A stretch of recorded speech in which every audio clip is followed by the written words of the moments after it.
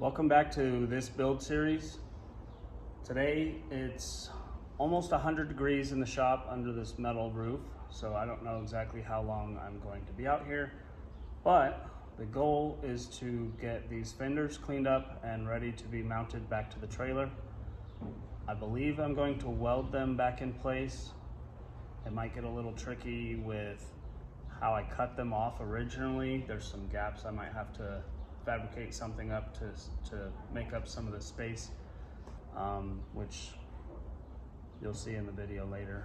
But yeah, there's lots of rust and nasty paint on these, so I'm going to try to get them cleaned up as best I can.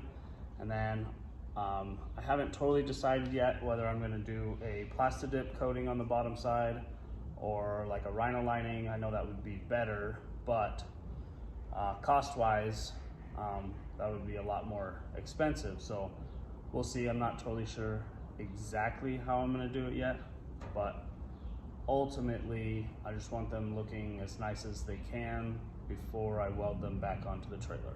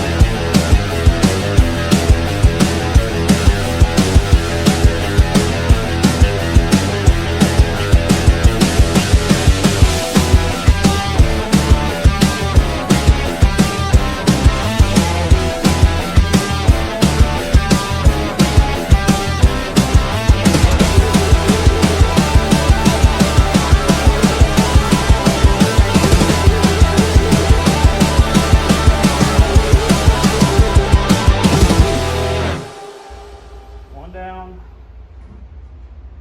one to go.